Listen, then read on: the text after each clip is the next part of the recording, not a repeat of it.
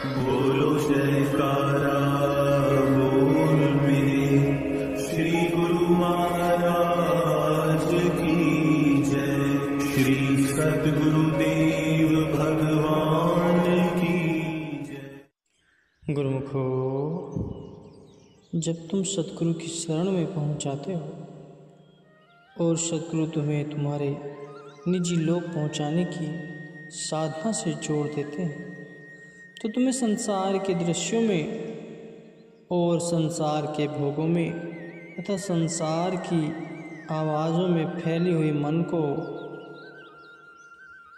बुद्धि को और चित्त को अपने में समेटना पड़ता है। संसार के दृश्य भोगों में फैला हुआ चित्त स्थिर नहीं हो पाता, जबकि प्रभु मिलाप या स्वयं में स्थित होने के लिए चित्त की स्थिरता बहुत जरूरी है। चित्त की अस्थिरता चेतना को स्थिर नहीं होने देती। साधक यानी सूरत शब्द अभ्यास कमाने वाले अभ्यासी को शब्द से जुड़ने के लिए सूरत को शब्द से जुड़ने का योग सिखाया जाता है। यह योग का अर्थ अन्य कितने ही तरह से किया गया है, जबकि प्रभु मिलाप या स्वयं में स्थित होने के लिए चित्त की स्थिरता बहुत जरूरी है। चित्त की अस्थिरता चेतना को स्थिर नहीं होने देती। साधक यानी सूरत शब्द अभ्यास कमाने वाले अभ्यासी को शब्द से जुड़ने के लिए सूरत को शब्द से जुड़ने का योग सिखाया जाता है। योग का अर्थ अन्य कितने ही तरह से किया गया है, परंतु अध्यात्म की भाषा में परमात्मा से जोड़ने वाले योग को ही योग कहा गया है। आत्मा को परमात्मा से जोड़ने वाली प्रक्रिया को योग कहते हैं। योग में चित्त की चंचलता को स्थिर करना अनिवार्य होता है। चित्त को स्थिर करने में जो विघ्न आते हैं उन्हें ही विक्षेप विघ्न या अंतराय कहते हैं। व्याधि विक्षेप से छुटकारा पाने के लिए गुरुमुखी अभ्यासी को अपना खाना पीना सही रखना होता है। जो सत्संगी बहुत ज़्यादा भोजन करता है या बिल्कुल नहीं खाता है, जो बहुत ज़्यादा श्रम करता है या बिल्कुल श्रम नहीं करता, और जो बहुत सोता है या बहुत जागता है, वह शरीर से रोगी हो जाता है। और रोगी शरीर वाला साधक साधना नहीं कमा सकता। इसे भी योग का विघ्न कहा जाता है।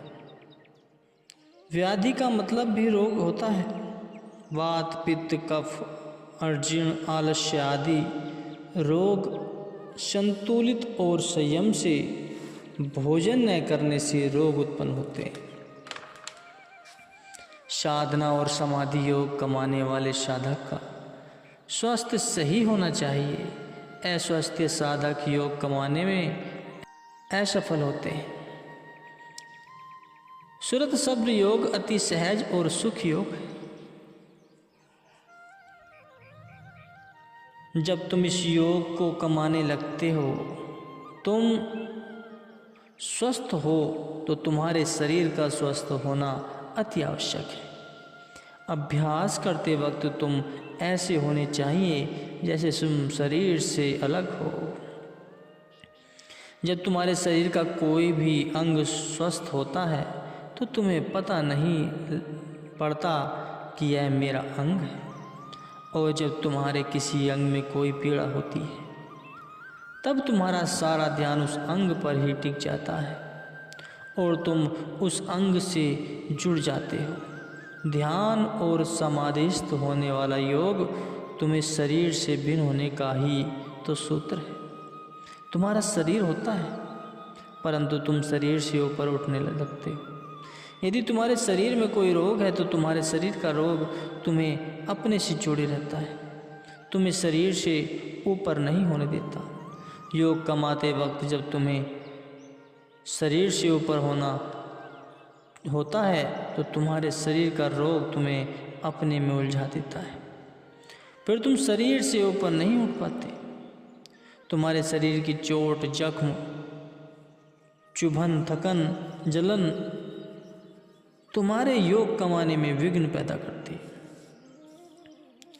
सुरत शब्द योग के लिए तुम्हें पूरी तरह स्वस्थ रहना चाहिए, तभी तो अनुभवी अभ्यासी कहते हैं कि तुम्हें भजन ध्यान तब करना चाहिए जब तुम पूरे जवान होते हो। जवानी ही अपने में पूरी तरह स्वस्थ होती है।